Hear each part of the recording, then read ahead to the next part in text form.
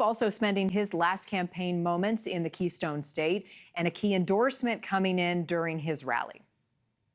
I did a thing a couple of weeks ago with a very smart guy and very special, and a very special talent. He's got the #1 podcast, they say, by like 4 times.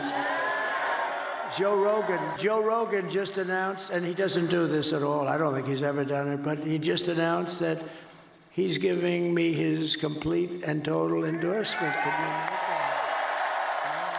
Joe Rogan got a popular podcast, millions of followers. We'll see if that influences today's momentum. NewsNation is your trusted source on this election day. Brooke Schaefer is in Palm Beach, Florida, where former President Trump is expected to cast his ballot today.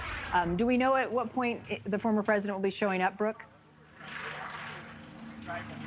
We're still waiting to see that moment, but I can tell you there's certainly a lot of attention here at this polling location in Palm Beach, not far from Trump's Florida home of Mar-a-Lago. The former president back in Florida after a campaign blitz yesterday that ended in the very early morning hours, wrapping up a campaign speech around 2 o'clock in the morning in Michigan yesterday. The former president will spend his day here in Florida with a campaign watch party in Palm Beach later tonight. Again, before he got here, there was a battleground blitz for the Trump campaign with stops in North Carolina, Pennsylvania, and in keeping with tradition from his first 2 campaigns, Trump held his final rally in Grand Rapids, Michigan, just after midnight. His running mate, Senator JD Vance, voted moments ago in Ohio, casting his ballot for himself and Trump, telling reporters outside that he's going to be heading down here to Florida any moment. First of all, we do expect to win, but obviously no matter who wins, half the country, as you said, is going to be at least partially disappointed. I think my attitude is the best way to heal the rift in the country is to try to govern the country as well as we can, create as much prosperity as we can for the American people, and remind our fellow Americans that we are all fundamentally on the same team, however we voted.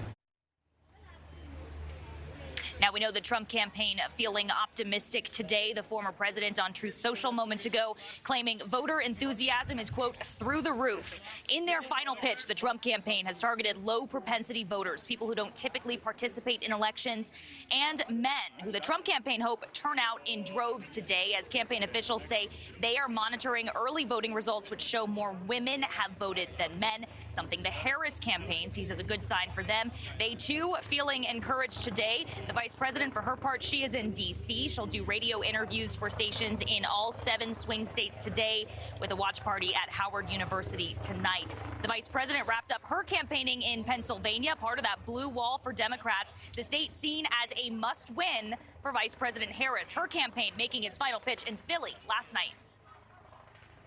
It is my pledge to you that if you give me a chance to fight on your behalf as president, there is nothing in the world that will stand in my way.